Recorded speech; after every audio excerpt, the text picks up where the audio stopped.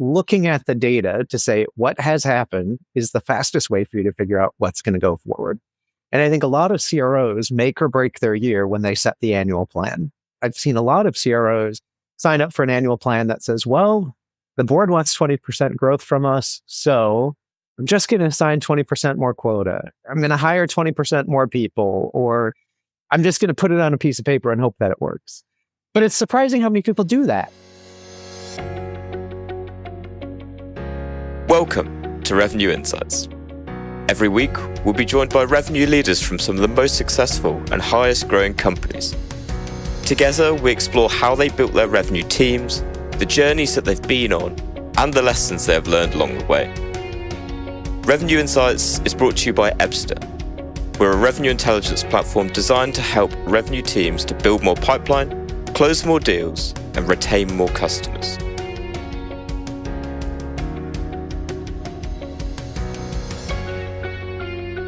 Hello, everybody. My name is Guy Rubin. I'm the CEO of Ebster, and this is the Revenue Insights podcast. Today is my first day hosting the Revenue Insights podcast, and I'm delighted to be joined today by JD Miller. JD is joining us from Kantata as the Chief Revenue Officer. So welcome, JD. Thank you for joining us today. Thanks for having me, Guy. It's great to be here. So I think we're just going to jump straight in. Perhaps you could start by telling us a little bit about yourself and your role at Kantata, and perhaps a little bit about how you got there as well.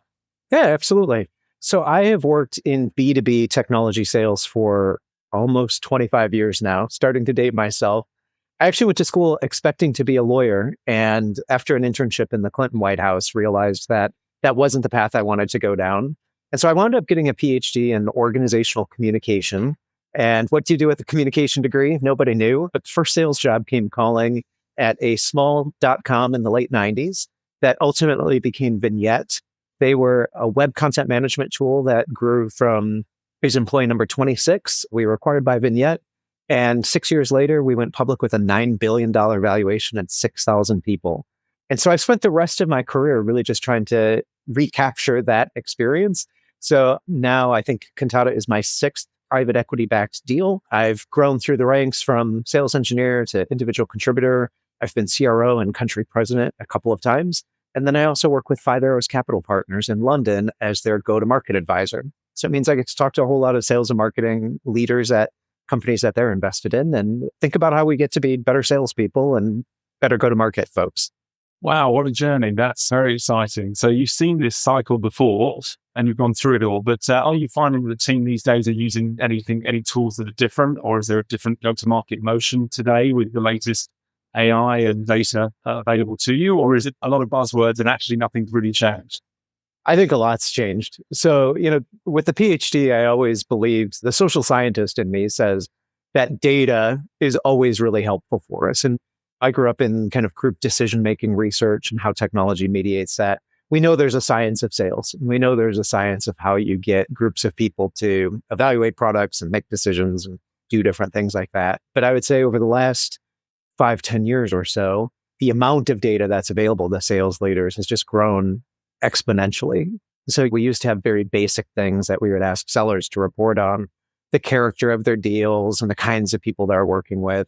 And now, of course, we have full access to all of the contents of the emails that are going back and forth, and tools that record the phone calls and in real time can give you insights into topics that are trending and things to say there. So I think a lot has changed. The cycles have gotten so much faster in terms of how you measure, how you course correct, and then implement change and see the results of that.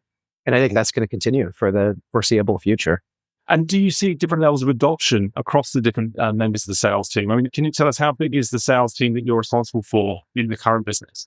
Yeah, at Kantata, I have about just under 100 folks in the sales and marketing team. So that's sales SEs and BDRs who are prospectors. And I do think that being a company of size makes it easier for you to adopt these kinds of technologies. It seems like every day I get probably 5 emails pitching some new AI tool. And I think that the very small startups, which I didn't spend a lot of time in my career in, you could be overwhelmed with where do I spend my limited budget. I think the larger type organizations tend to have money to do a little bit of experimentation. And that's how our own journey was too, is through my career, I had sort of the core set of tools that I used. And then every year there's a little bit of, here's something new. Let's try that. Let's do a little experiment and see what happens. I also think different industries adopt in different ways. So I've always sold B2B technology, but across the course of my career, I used to sell to law firms who are still probably 10 years behind the tech curve. I've sold to consulting organizations, high tech organizations are on the cutting edge. And there are folks in the middle like insurance or medical device salespeople who are highly regulated and are more cautious than that. So depending on your context, I think the tools have a different time that they get introduced. Yeah, it's fascinating. What we find is there's such a wide gap now between those that are kind of adopting this kind of data-driven approach and those that are still kind of very old school, where you kind of have to convince them that data is the future. So I'm obviously a convert and buy into everything that you talk about from a data perspective. And frankly, what we're seeing is those that take this much more data-driven approach are kind of accelerating off into the distance away from those that are still kind of in the art of that old school world. But we also see within organizations, huge delta between the top performers and the average performers. You see that in your environment, and do you see a widening gap between the A stars and the B players? I do. I think our best sellers are the ones who are constantly learning and constantly innovating. And when new tools come in, the people who can play with them and figure out how to use them to their advantage ultimately overperform. In my own journey, I grew up with social networking kind of technologies in the early 2000s. And I remember a time in 2003, 2004, Facebook was kind of new on the scene. And there were a whole set of people who said, I'm too old for that. I'm not going to do Facebook. I'm not going to. People who didn't adopt Facebook have been completely left behind. And even if Facebook isn't the social media platform today, we've learned through Facebook experiences and then TikTok and Instagram and all the rest of the things. That is what LinkedIn is today. That is what social selling is today. And so in the very beginning, I think technologies come into play that you may not know exactly how they're going to be used or exactly the impact they're going to have, but really encourage people to kind of play, learn, and discover, because there will be gold nuggets that surface and ultimately just become the fabric of how you do business. And if you haven't picked up those lessons, eventually you'll be left behind. Just a quick reminder, and then we will be right back to the show. At Revenue Insights, our goal is to share how top-performing revenue leaders build predictable, efficient go-to-market teams. Every week, we speak to the brightest minds, and every quarter, we release the latest findings from our analysis of billions of dollars in pipeline.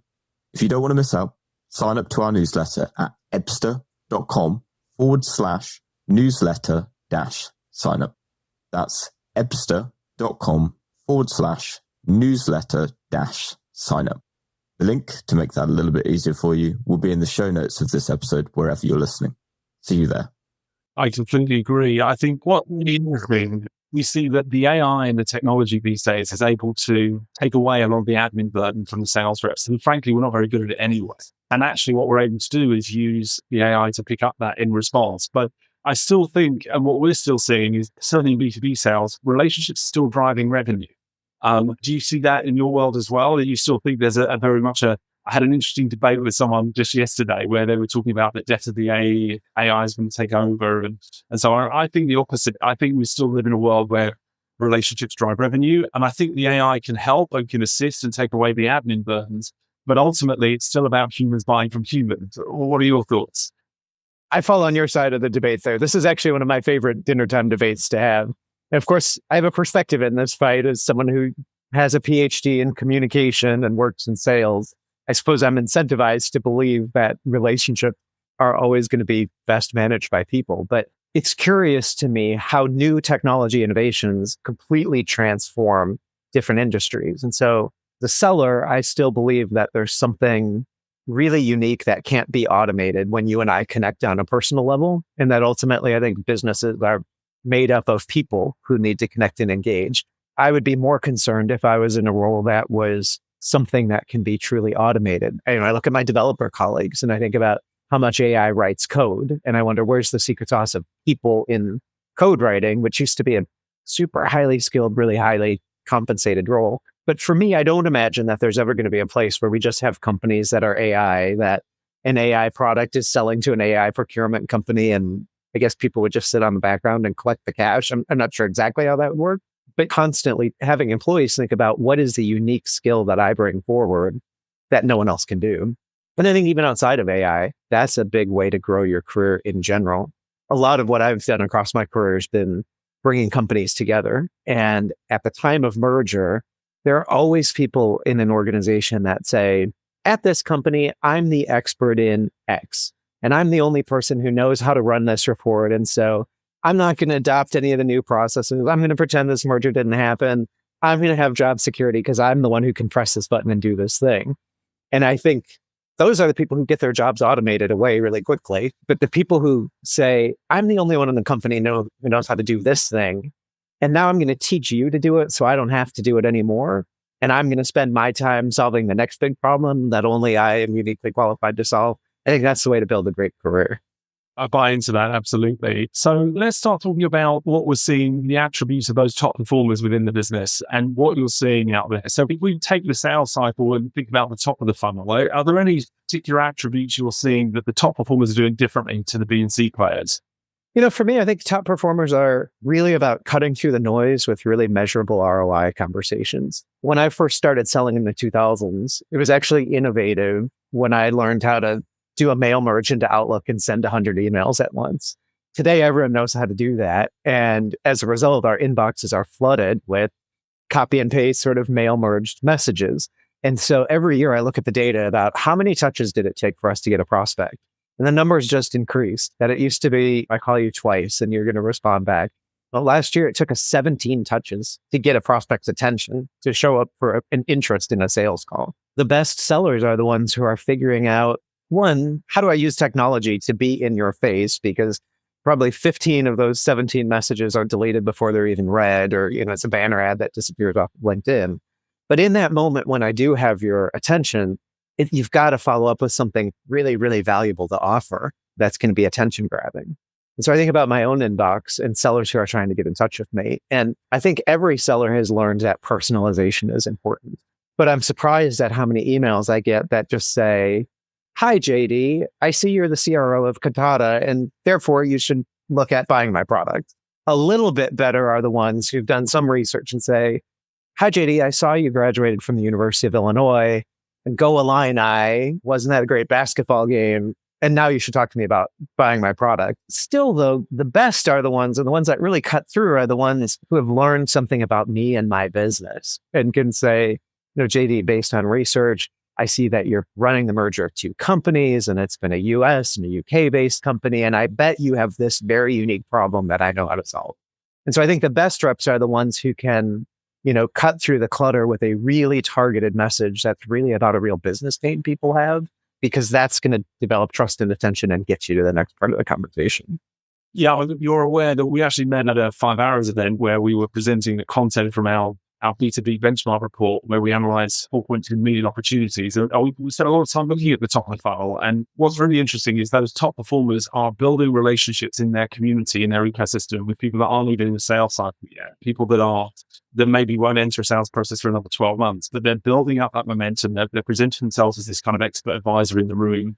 And so that when the customer is ready to engage in whatever they're selling, they're top of mind. And I think what's really fascinating, we spend a lot of time trying to understand how many relationships and how strong those relationships are with each seller and their community. And before we even look at the numbers, before we look at who's closed won and lost deals, when you start to see there's usually 5 or 10% of the AEs that have got more relationships than everybody else. When we trawl through their historical mailboxes and calendars, you can see that they kind of hold 2 or 3 times more relationships than everybody else. And it ran true in the data. What we saw was that the top performers are twice as likely to self-source their own opportunities than the B and C players. So it does show us that relationships are vital, even in today's market, to driving that. And so as we move down the side of the funnel, we start thinking about qualification and discovery. Are you seeing anything that the top performers are doing differently to everybody else? Yeah, I think, again, it's about listening more than you talk and learning from what you hear. So I had a sales coach, and we've all heard this before. You got 2 ears and 1 mouth, so you should listen twice as much as you talk. But really understanding that even though this might be the 100th time I'm pitching my product, your circumstance is unique. And for you, you think it's especially unique. And so how can I really listen to the clues you're giving me, the things that you're telling me are important, and then tailoring my message back to that? And that the great performers, as they move through the sales cycle, are constantly adapting their messaging and responding. So it's learning who else is involved and what are the things that are going to get in the way of progressing this deal forward, and what are the biggest priorities. And I think a lot of times sellers sit and they're just waiting for you to stop talking so I can say my next canned thing. The biggest skill is actually sitting and listening and truly responding and engaging with what you just told me. Yeah, it's difficult, right? Because you know the solution because you've got it in the back of your mind, right? And all you want to do is say, don't worry, I can fix that problem you just mentioned. But actually, the best sellers are the ones that will dig further and really try and understand the requirements in a lot more detail. And most importantly, the impact of that requirement. If we fix that problem, so what? Do you get a promotion? Does the business grow faster? How does that problem compare to the other 7 problems that you're also working on at the moment? Because I think that what we're seeing, again, we analyzed over 1 million hours worth of sales calls last year. And what we see is that the top performers present themselves as this expert advisor and almost reach a consensus with the buyer as to whether this is a process we should continue on together. Because both your time and the buyer's time is valuable. And we should be able to reach a consensus as to whether this is really a priority, that there really is a budget for, that we really want to go through this cycle with. And if there is, I'm in. But if there's not, then, with respect, you know where I am. And when this challenge becomes your number one priority, then we'll re-engage versus the average performers who just want to jump in and show features. They're super keen to get under this, and they kind of present themselves as this kind of annoying salesperson rather than this expert advisor. Absolutely agree. We just had a training with our sellers around what we're calling the joint engagement plan. On the surface, it sounds a lot like something you've been trained in that's called the close plan. But when you call it a close plan, it's really about what I as a seller am doing to you as a company. And actually, that switch in wording, that it's a joint engagement plan or a joint evaluation plan, is exactly what you just said, is how do I make that sales motion something that you and I are collaborating around and starting the conversation with, you may not buy from me, you may not ultimately think my solution is right, but how do we agree about the steps that we're going to go through to get to that answer? If we can together sort of document and decide, here's the roadmap, that first you're going to do this, and these are the people that are going to be involved, and here's when we're going to reach a decision point, and if we're selected, how we'd move through your discovery process. It actually does help you be a better seller too, because all of a sudden you really know who are the people involved and what date is this really going to close. It's probably not going to close on July 30th. It's going to be some random day because we always meet on the second Tuesday with our board or that kind of stuff. It just makes you really much more effective when you think about collaborating with your prospect. And also, it's amazing to me how fast the last 25 years of selling have gone for me. But I'm really thrilled that over 25 years, I have people who have come back to me again and again as I've moved from company to company to company, because we're trying to build reputations as professional salespeople, or people who solve problems, not someone who tricked you into buying something that was good for me in that moment, but not in the long term. That absolutely makes sense. And we see that data, right? So the very best sellers we found are closing off 30% of their opportunities at the discovery stage. And the B and C players are scared to do that. And arguably, as sales leaders, we tie everyone with the same brush. And we have to be conscious of the fact that different salespeople need different levels of coverage to hit their quota. And it's actually okay to close off opportunities as lost earlier, because it will allow us to focus on the right deals at the right time. And I think that's really important. We kind of support our sellers and recognize that not everyone is kind of at A-star level yet. And we can help them to get there by really prompting them as to what they should be doing. And one of the things that hit me recently is how limited a lot of salespeople's capacity is for learning. And we only have so much capacity to teach them things. And we need to be very careful about what we choose to spend time with them on. And things that the AI can't do, we waste so much energy teaching salespeople how to manually fill in the MedP or how to manually update their records, when in fact the AI can do all of that for them. And really what they need training on is, how do I do all the objection handling? And how do I build out that joint engagement plan? Right? That's something the AI can't do for us. And if we can teach the salespeople how they can be perceived as that expert advisor, one of the things we've built our business on is this idea, this North Star metric around engagement. And what's really understanding, we see time and again that deals close at a much higher win rate when the engagement is high. So the next obvious question is, well, maybe it's just a factor of, when you win a deal, the engagement happens to be high. But it's not that the top performers are wanting more engagement with the customers and the B and C players aren't willing to go that extra mile of spend time with the customer. It's more that the customer doesn't want to spend time with the B and C players because they're just selling at them. They're just showing them features. While the A players happen to have such high levels of engagement with the customer because they are seen as this expert advisor that can help the customer through this complex journey that they need to go through. And so that engagement metric is really fascinating. It's not that the B and C players don't want to engage with the customer. is that they've not positioned themselves in a place where the customer wants to spend time with them. Well, and I like what you just said about sort of just-in-time learning as well. I think 20 years ago, people would go to work for IBM or any of those big companies, and they'd send you off for 2 weeks of training, and you would swallow the whole book and then come back. And it was like, well, now you know how to sell using our process. And today, that's not how people learn. I mean, I don't know if that's how people learned before, but people don't want to learn that way today. And yet the social scientist in me tells me that processes like MedPick are there for a reason, because we know that deals will happen when you have identified the economic buyer, you know the paper process or those things.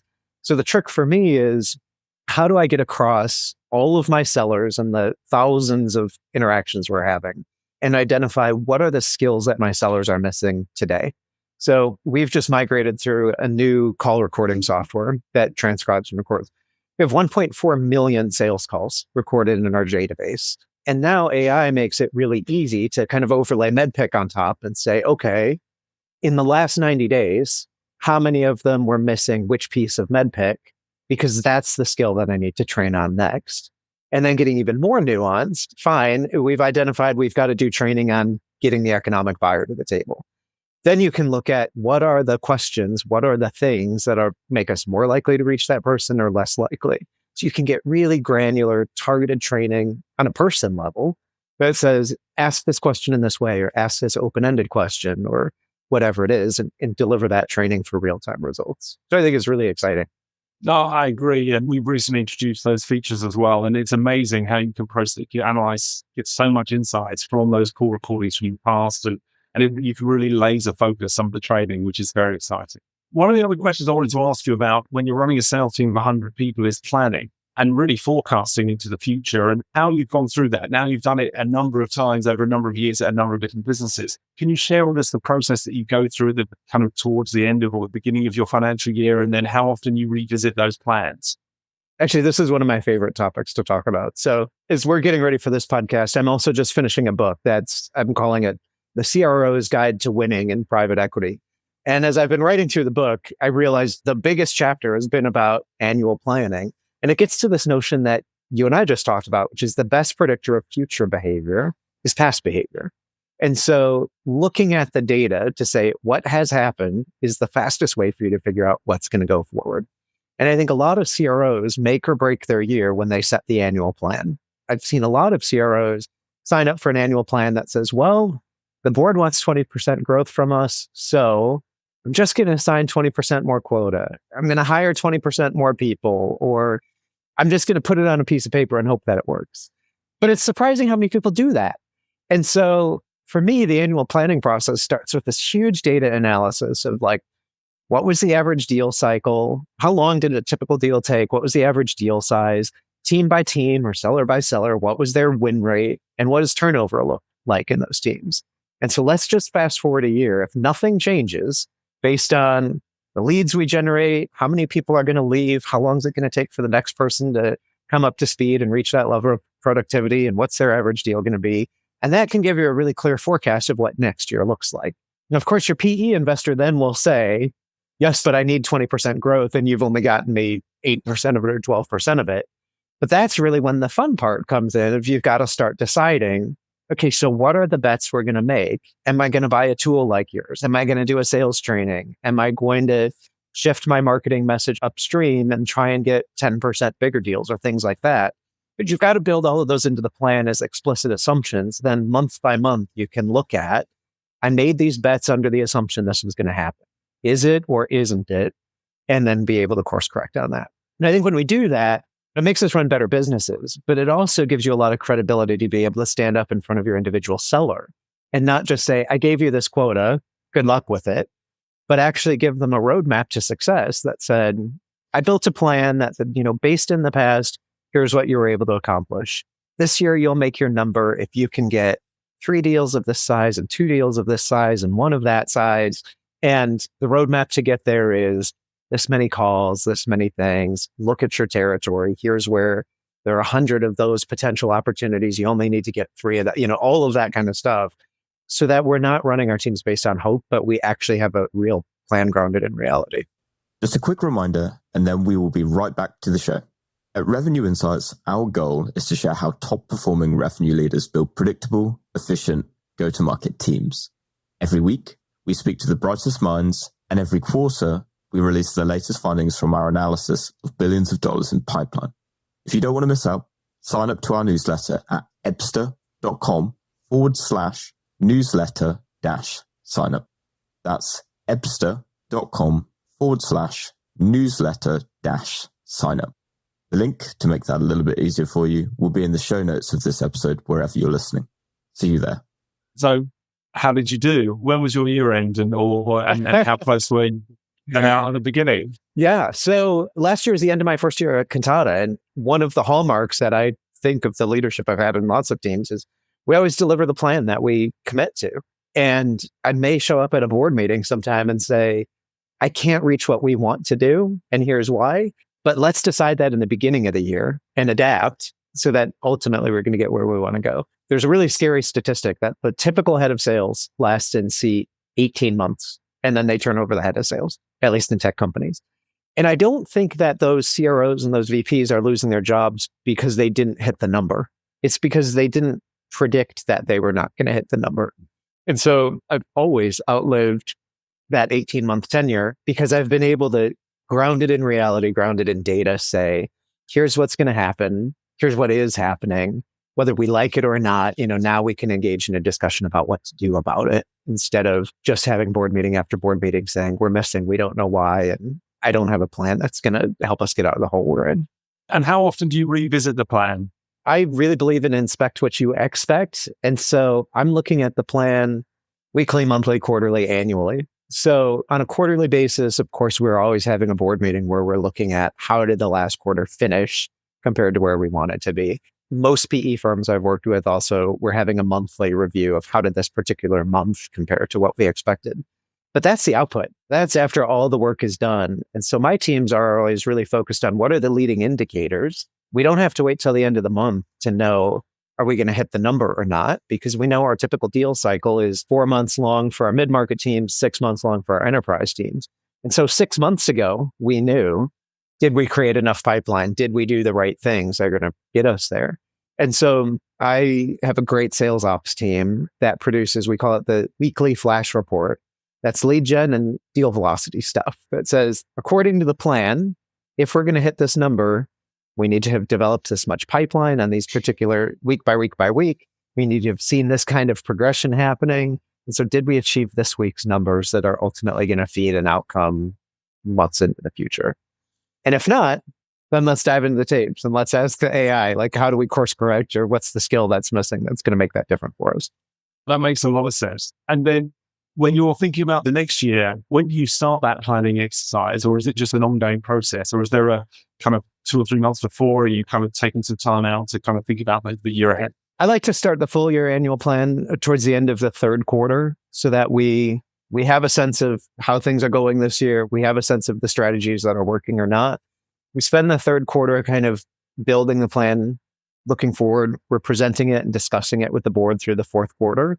Often that's tied to discussions about investments we're going to make to close the gap, or products we're going to buy, or training we're going to do, or any of that stuff. And I also think it's really important then to be able to come out the gate on the very first day of the new year, communicating it to everyone.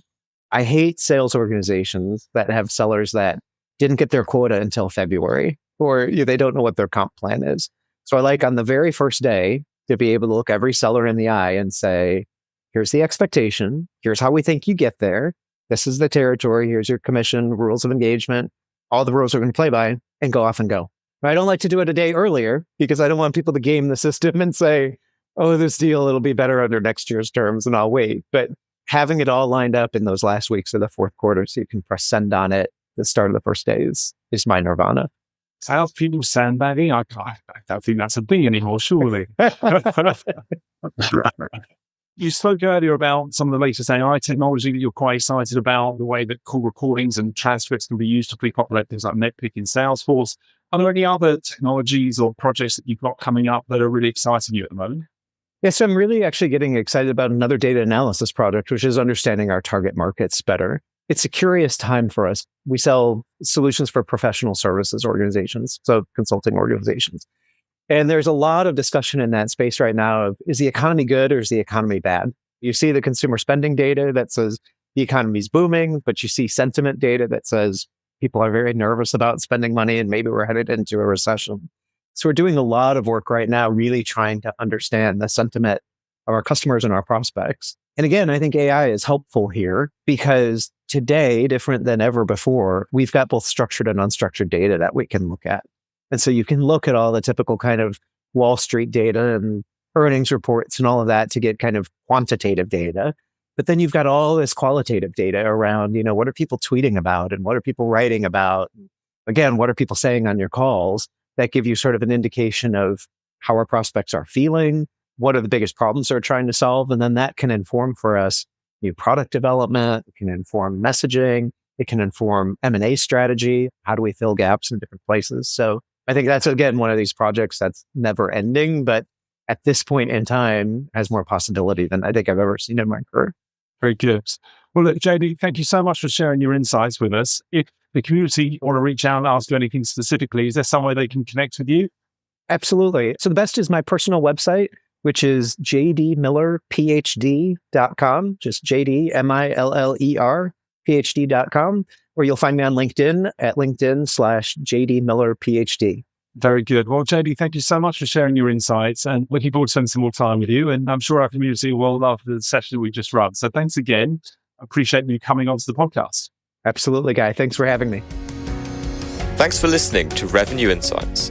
If you want to learn more, subscribe to our newsletter and we'll deliver every episode straight to your inbox. If you have any questions, feel free to connect with us on LinkedIn. Our links will be in the episode notes. See you next week.